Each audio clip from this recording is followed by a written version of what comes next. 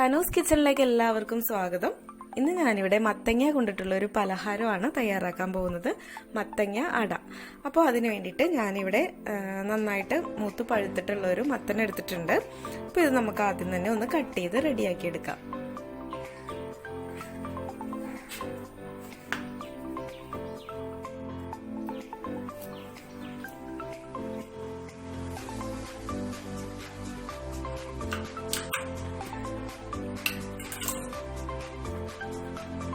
അപ്പോൾ ഞാൻ ഇതിന്റെ ഈ ഒരു പീസ് മാത്രമാണ് ഇപ്പോൾ എടുക്കുന്നത്. ഇതിന്റെ തൊലിയൊക്കെ കളഞ്ഞ് ചെറിയ കഷ്ണങ്ങളാക്കി നമുക്ക് കട്ട് ചെയ്തെടുക്കാം. അപ്പോൾ മത്തങ്ങ ഞാൻ ഇതുപോലെ കട്ട് ചെയ്ത് ചെറിയ പീസായിട്ട് കട്ട് ചെയ്ത് വെച്ചിട്ടുണ്ട്. ഇനി നമുക്കിതൊന്ന് ആദ്യം വേവിച്ചെടുക്കണം.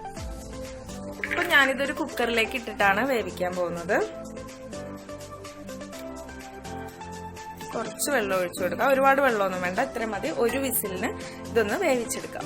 മത്തങ്ങ വേവുന്ന സമയത്ത് കുറച്ച് ശർക്കര ഞാനിവിടെ എടുത്ത് ഉരുക്കാൻ വെച്ചിട്ടുണ്ട്. ഒരു 50 ഗ്രാം ശർക്കരയാണ് എടുത്തിട്ടുള്ളത്.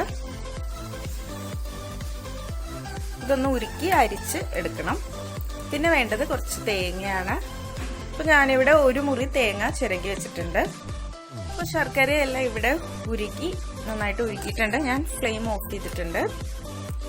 ഇനി നമുക്ക് ആദ്യം മത്തങ്ങ ഒന്ന് വരട്ടിയെടുക്കണം. അപ്പൊ അതിനുവേണ്ടി ഒരു പാൻ വെച്ചിട്ട് ഫ്ലെയിം ഓൺ ചെയ്തിട്ടുണ്ട്. പാൻ ചൂടായി വരുമ്പോഴേക്ക് അതിലേക്ക് ഒരു 1/2 ടേബിൾ സ്പൂൺ നെയ്യ് ഒഴിച്ചു കൊടുക്കാം. നെയ്യ് ചൂടായി വരുമ്പോഴേക്ക് നമ്മൾ വേവിച്ച് വെച്ചിട്ടുള്ള മത്തങ്ങ അതിലേക്ക് ചേർക്കാം. അപ്പൊ ഫ്ലെയിം കുറച്ചിട്ട് വേണം ചേർക്കാനായിട്ട്.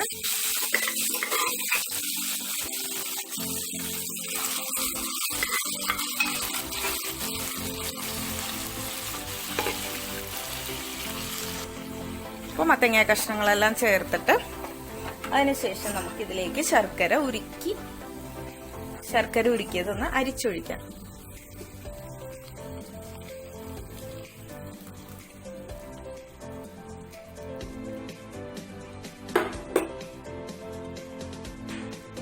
ഇനി ഇതിലേക്ക് നമ്മൾ ചിരകി വെച്ചിട്ടുള്ള അരമുറി തേങ്ങ ചേർക്കാം.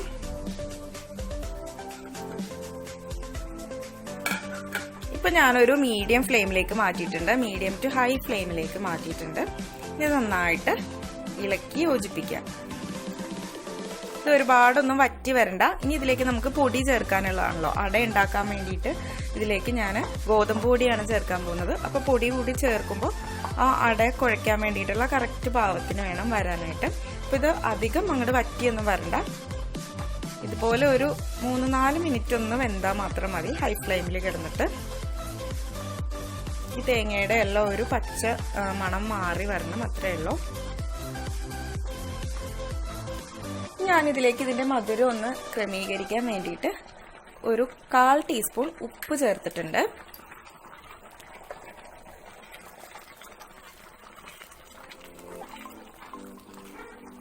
ഇനി ഞാനിതിലേക്ക് ചേർക്കാൻ പോകുന്നത് കുറച്ച് ഏലക്ക പൊടിച്ചതാണ്. പിന്നെ ഇതിലേക്ക് വേണ്ടത് ഒരു 1/4 ടീസ്പൂൺ നല്ല ജീരകത്തിന്റെ പൊടിയാണ്, ക്യുമിൻ സീഡ് പൗഡർ. അപ്പൊ അത്രയും കൂടി ചേർത്തിട്ട് നന്നായിട്ടൊന്ന് മിക്സ് ചെയ്ത് കൊടുക്കാം.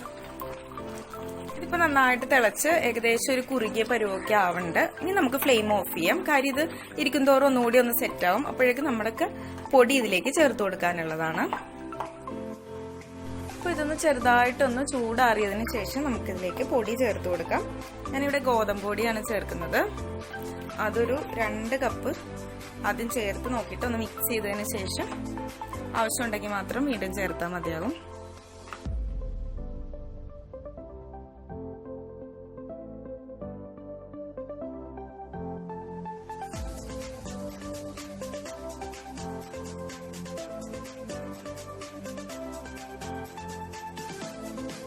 ഇപ്പൊ ഇത് നന്നായിട്ട് മിക്സ് ചെയ്തിട്ടുണ്ട്. അപ്പൊ ഈ ഒരു പരുവത്തിൽ വേണം വരാനായിട്ട്. ഇനി നമുക്കിത് അട ഉണ്ടാക്കാവുന്ന ആ ഇലയിലേക്ക് മാറ്റാം. ഇനി നമുക്കിത് ഇലയിൽ വെച്ച് പരത്തിയെടുക്കാം. ഞാനിവിടെ വാഴയിലയാണ് എടുത്തിട്ടുള്ളത്. ഇടനയില ഉള്ളവർ അതും ഉപയോഗിക്കാം. അതാകുമ്പോൾ കുറച്ചുകൂടി ഒരു ടേസ്റ്റ് ആയിരിക്കും. ആ ഇലയുടെ മണമൊക്കെ ഒന്ന് വരുമ്പോഴേക്ക്. അപ്പോൾ ഇതുപോലെ ഓരോ അടകളും ഉണ്ടാക്കി എടുത്തിട്ട് നമുക്ക് ആവിയിൽ വെച്ചിട്ട് ഒരു അരമണിക്കൂർ ഒന്ന് ആവി കയറ്റിയെടുക്കണം. അപ്പോൾ ഞാനിതിവിടെ ഒരു ഇഡ്ഡലിത്തട്ടിലേക്ക് വെച്ച് കൊടുക്കുന്നുണ്ട്.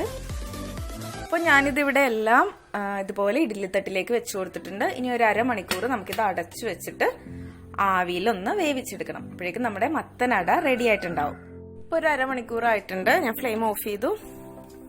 ഇതാ നമ്മുടെ അട ഇവിടെ റെഡി ആയിട്ടുണ്ട്. ഇനി ഇതൊരു പ്ലേറ്റിലേക്ക് മാറ്റാം.